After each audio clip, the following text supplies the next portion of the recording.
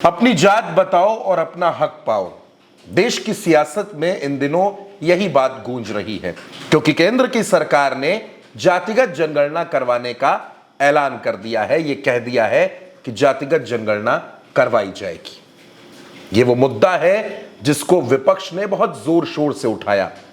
राहुल गांधी ने, अखिलेश यादव ने, तेजस्वी यादव ने, इन सब ने यह मुद्दा उठाया और 2024 के चुनाव में नतीजा यह रहा कि भारतीय जनता पार्टी बहुमत के आंकड़े को नहीं छू पाई, 240 सीटों पर सिमट कर रह गई। दोस्तों, आज मैं आपको बताऊंगा कि इस पूरी खबर पर, जातिगत जनगणना के ऐलान पर जो क्रेडिट वॉर छिड़ी हुई है वो तो है ही, उसके साथ साथ तमाम जो पार्टियां हैं वो क्या कर रही हैं, क्या कुछ चल रहा है, ये भी मैं आपको बताऊंगा। लेकिन उससे पहले मैं आपको यह बता देता हूं कि जातिगत जनगणना में क्या कुछ होने वाला है। जातिगत जनगणना की प्रक्रिया आगामी 11 महीने तक चल सकती है। पहले चरण में घर मकान की सूची तैयार की जाएगी। दूसरे चरण में आबादी की गिनती होगी। करीब 30 लाख लोगों को ट्रेनिंग देनी होगी। पहली बार जनगणना डिजिटल तरीके से की जाएगी। ऐप में SC/ST के कॉलम के साथ एक अन्य कॉलम जोड़ा जाएगा जिसमें जातियों के नामों की एक ड्रॉप डाउन लिस्ट होगी। जनगणना के आंकड़े लोकसभा सीटों के अगले परिसीमन, संसद और राज्य विधानसभाओं में महिलाओं के लिए 33% आरक्षण लागू करने का अधिकार बनेंगे। ये बात हो गई जातिगत जनगणना की कि जातिगत जनगणना कैसे होगी या कैसे हो सकती है। लेकिन अब बात कर लेते हैं तमाम पार्टियों की जो अलग अलग दल कर रहे हैं, सोच रहे हैं। कांग्रेस को ऐसा लगता है कि राहुल गांधी के दबाव की वजह से केंद्र की सरकार जातिगत जनगणना के लिए तैयार हुई। आपने देखा तमाम तस्वीरों में जो दक्षिण भारत से भी आई, राहुल गांधी और तेलंगाना के मुख्यमंत्री रेवंत रेड्डी की बड़ी सी तस्वीर थी। लोग उसके सामने डांस कर रहे थे और दूध चढ़ाया जा रहा था उन तस्वीरों पर। खुशी जाहिर की जा रही थी, सरकार तुम्हारी, सिस्टम हमारा के नारे लग रहे थे।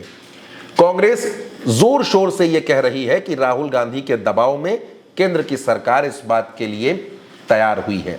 अब दोस्तों, ये बात तो हो गई कांग्रेस की, लेकिन बाकी दल क्या कह रहे हैं, बाकी दलों की बात को समझना भी बेहद जरूरी है। बहुजन समाज पार्टी राजनीतिक तौर पर उत्तर प्रदेश में लगभग हाशिए पर पहुंच चुकी बहुजन समाज पार्टी का कहना है कि यह मुद्दा तो हमने उठाया था, मायावती ने सबसे पहले इस मुद्दे को उठाया था और हमने उठाया, अब उसके सब पीछे पीछे चल रहे हैं। ये बात बसपा की तरफ से कही जा रही है और यह भी कहा जा रहा है कि पार्टी के कार्यकर्ता गांव गांव जाएं और यह भी बताएं कि ये बहुजन समाज पार्टी की नीति थी जिसको केंद्र सरकार ने माना है। खैर, समाजवादी पार्टी उत्तर प्रदेश का मुख्य विपक्षी दल, वहां यह कहा जा रहा है कि दरअसल इस फैसले के असली नायक अखिलेश यादव हैं, क्योंकि अखिलेश यादव ने ही PDA का मुद्दा उठाया और उसके बाद केंद्र सरकार इसके लिए मजबूर हो गई।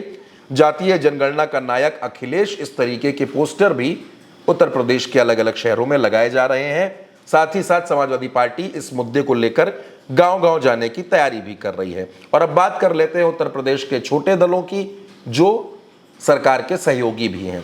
अपना दल अनुप्रिया पटेल की पार्टी है। अनुप्रिया पटेल की तरफ से यह कहा जा रहा है कि हमारे दबाव की वजह से केंद्र सरकार तैयार हुई, यह हमारी मांग थी जिसको केंद्र सरकार ने सुना है और अब यह तय किया गया है कि गांव-गांव जाकर इस फैसले की जानकारी OBC समाज के लोगों को दी जाएगी।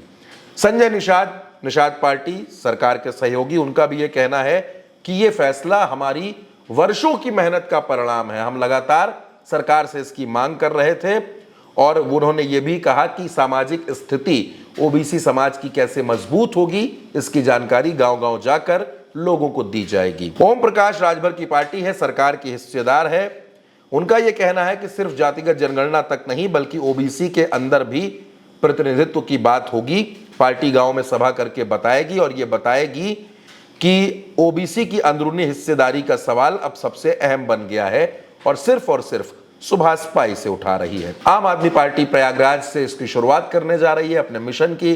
संजय सिंह 2 दिनों तक प्रयागराज में डेरा डालेंगे और यह बताएंगे कि आम आदमी पार्टी ने ही कैसे इस पूरे मुद्दे को उठाया था। लेकिन अब बात करते हैं भारतीय जनता पार्टी की। भारतीय जनता पार्टी को लेकर यह कहा जा रहा है कि बीजेपी ने दरअसल मास्टर स्ट्रोक चल दिया है और विपक्ष के हाथों से मुद्दा छीन लिया है। लेकिन बीजेपी भी इस बात को जानती है कि जातीय जनगणना का फैसला दबाव में लिया गया है, क्योंकि अगर जातिगत जनगणना का फैसला ना होता तो 2027 के यूपी चुनाव में और अभी इसी साल बिहार में होने जा रहे चुनाव में विपक्ष के हाथों में यह बहुत बड़ा मुद्दा होता जिस पर जवाब देते हुए सरकार को न बनता। बीजेपी इस बात को भी जानती है कि इस फैसले से उसको सवर्ण समाज की नाराजगी भी झेलनी पड़ेगी।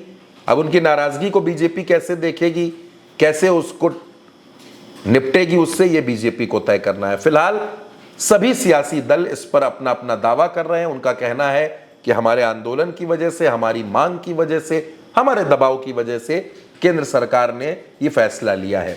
अब असली क्रेडिट किसको है ये जनता तय करेगी। जातिगत जनगणना कब शुरू होगी, किस तारीख से होगी, कब तक चलेगी, इस बारे में फिलहाल सरकार की तरफ से कोई जानकारी नहीं दी गई है, लेकिन यह कहा जा रहा है कि मॉनसून सत्र में यह संसद में पेश किया जा सकता है। फिलहाल इस खबर में मेरे साथ इतना ही। आप अपनी राय कमेंट बॉक्स में हमें जरूर बताइएगा और चैनल को सब्सक्राइब करना बिल्कुल मत भूलिएगा। नमस्कार।